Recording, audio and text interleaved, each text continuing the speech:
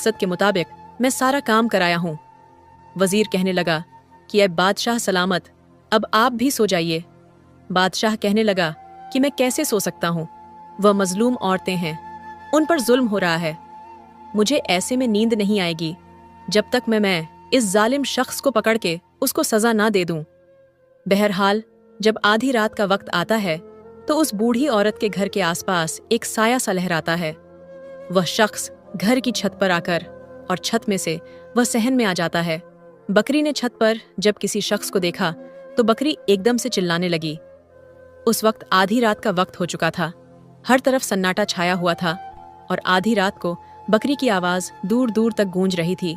जो सिपाही छुपकर पहरा दे रहे थे, उन लोगों को जो बकरी की आवाज सुनाई दी तो उन लोगों को पता चल गया कि घर में कोई दाखिल हो चुका है और मकसद यही था कि इस बकरी को छत पर बांधने का कि इस घर में जो कोई शख्स भी आएगा बकरी उसको देखेगी और बोलने लगेगी। बकरी की आवाज सुनकर सिपाही चुकने हो जाएंगे। जब वह शख्स घर के कमरे में आया तो सिपाहियों को भी पता चल गया बकरी के बोलने से, और बाकी इन बुढ़िया औरत और उसकी बेटियों को भी पता चल गया कि बकरी बोल रही है। इसका मतलब है कि घर में कोई गुस्सा आया है। वह भी चुकनी हो जाती है। बकरी की आवाज सुनकर सिपाहियों को भी पता चल जाता है और सिपाही घर के अंदर दाखिल हो जाते हैं। जब आने वाले शख्स ने घर में सबको जागते हुए देखा तो वह पीछे की तरफ भागने लग जाता है और पीछे से वह 2 सिपाही आकर उस आदमी को पकड़ लेते हैं। इस आदमी ने अपने चेहरे पर काला कपड़ा लपेटा होता था ताकि इस आदमी को कोई पहचान ना सके। जब इन सिपाहियों ने इस आदमी के चेहरे से कपड़ा हटाया तो वह बूढ़ी औरत और उसकी बेटियां हैरान गोई बेटियों को लेकर आखिरकार सुबह हो गईं। बादशाह का दरबार लगा हुआ था और वह आदमी घुटने टेक कर बादशाह के सामने बैठा हुआ था। इस आदमी के हाथों को हथकड़ियां लगी हुई थीं। इस वक्त इस आदमी का चेहरा डांपा हुआ तपास वह बूढ़ी औरत और उसकी बाकी 7 बेटियां भी जाती हैं। बादशाह सलामत बाकी तमाम लोगों को बाहर भेज देते हैं।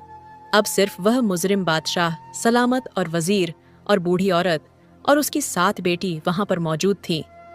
बादशाह सलामत उस शख्स से कहने लगा कि क्यों भाई, अब इतना तो बता दे कि तुझे मेरा खौफ नहीं रहा कि जब यह तुम्हारा मुजरिम पकड़ा जाएगा तो तुम्हारी सजा मौत से कम नहीं होगी। बादशाह सलामत इन सिपाहियों से कहता है कि इस आदमी के चेहरे से नकाब हटाया जाए ताकि मैं भी तो देखूं कि मेरी सल्तनत में इतनी हिम्मत किसकी हो गई है जो इस मजबूर बूढ़ी औरत की 4 बेटियों को हमला कर दे। जब इसके चेहरे से नकाब हटता है तो वह बूढ़ी औरत करीब आकर उसके मुंह पर थूकती मारती है और कहती है कि ऐ दरिंदे, इंसान, तुझे शर्म नहीं आई? मेरी बेटियां तेरी बेटियों के जैसी हैं, यह तेरी सगी भतीजा है। इनके साथ तुमने ऐसी गंदी हरकतें की हैं जो चचा होता है वह बाप के समान होता है। तुझे शर्म नहीं आई अपनी सगी भतीजियों के साथ ऐसा करते हुए? भतीजी क्या, बेटी क्या, ये तूने क्या जुर्म कर दिया है? बूढ़ी औरत अपने देवर के चेहरे पर थप्पड़ मारती है और बादशाह गुस्से से कहता है कि अगर कोई गैर होता तो हम समझते, तुम सगे चाचा हो, बाप की तरह हो, तुम्हें शर्म नहीं आई, तुम्हें गैरत नहीं आई। अरे चाचा क्या बाप, क्या उनके बाप इस दुनिया में नहीं थे? और चचा की जिम्मेदारी थी कि अपनी भतीजिया का ख्याल करता, उनके रिश्तों की फिक्र करता, और तुम चचा ही डाकू बने रहे। इसके बाद भी वह शख्स कहने लगा कि ऐ बादशाह सलामत, मैं इन लड़कियों का चचा हूँ, ये हमारे घर का मामला है, आप हमारे घर के मामले से दूर। बादशाह सलामत अपनी तलवार निकालकर उसके सरके के ऊपर रख देता है और कहता है कि सच सच बताओ, तुमने ऐसा क्यों किया? तब उस शख्स के चेहरे पर खौफ आता है और वह बताता है कि ऐ बादशाह, हम 2 भाई थे, मेरा भाई मुझसे बड़ा था, मेरे भाई की तो शादी हो गई, उस वक्त मेरी शादी नहीं हुई थी। मेरा बड़ा भाई मुझसे बहुत मोहब्बत करता था, मेरी बहुत फिक्र करता था क्योंकि मैं उसका छोटा भाई था। लेकिन जब मेरे बड़े भाई की शादी हुई, उसकी बेटियां हुई, उसके सर पर तमाम जिम्मेदारी आ पड़ी, तो मेरे भाई का ध्यान मुझ में से कम हो गया और अपने घर वालों पर ज्यादा हो गया, और तब मेरे भाई का ध्यान मुझ में से हटने लगा और अब वह सारा ध्यान अपनी बीवी और बेटियों पर देता था। मेरे दिल में मेरे भाई के लिए नफरत पैदा होती गई कि मेरा भाई ऐसा क्यों करता है, और भाई से नफरत करने के नतीजे में मैं अपनी भाभी और भतीज से भी नफरत करने लगा। इसके बाद मेरा भाई वफात पा गया। जब मेरे बड़े भाई की बेटी बड़ी जवान हुई तो वह बहुत ही खूबसूरत थी। मेरा दिल इस पर आने लगा मेरी नीयत जब खराब होने लगी तो मैंने अपनी भाभी से कहा कि आप अपनी बड़ी बेटी की शादी कर दें, लेकिन भाभी ने मेरी बात ना सुनी। मेरी भतीजा जवान थी, उनकी शादियां नहीं हो रही थीं, खूबसूरत भी थीं। जब मैं अपनी भतीजियों को देखता था तो मेरे दिल में गंदगी पैदा हो जाती थी।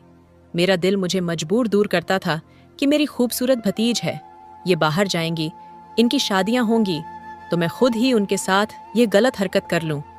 इसके बाद मेरे दिल में शैतान पैदा हो गया।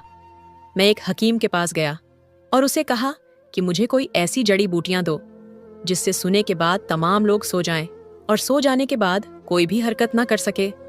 बस इसी तरह ही तब से ही मैं वह जड़ी बूटियां लेकर घर की छत की तरफ से सहन में आ जाता और बाबी भी और उसकी बेटियों को वो जड़ बूटियां सूंघा देता। उनको सूंघने से वह 4-5 घंटों के लिए बेहोश हो जाती थी और जिसके साथ मैंने बदका करनी होती थी उसके साथ बदका कर लेता था और फिर उसको इसी हालत में छोड़ देता था जैसे उसको पता ही ना चले। उसको वैसे कपड़े पहना देता और फिर मैं घर वापस आ जाता और जब मेरी भतीजा सुबह उठती थी तो उनको मालूम भी नहीं होता था कि उनके साथ क्या हुआ है। और यही काम मैं कई सालों से कर रहा था। लेकिन अगर मैं इस वक्त छत पर बकरी को देखकर समझ जाता कि यह बकरी मुझे चारा बनाने के लिए बांधी गई है तो मैं वापस चला जाता। मैंने सोचा कि मेरी भाभी ने दूध लेने के लिए यह बकरी खरीदी है और छत पर बांध रखी है। मैंने इस वक्त बकरी की तरफ ध्यान ही नहीं दिया, मेरा ध्यान तो बदका की तरफ था। इसके बाद जब वह शख्स अपना सारा गुनाह मान लेता है, अपना जुर्म तस्लीम कर लेता है, तो बादशाह सलामत वजीर को इशारा कर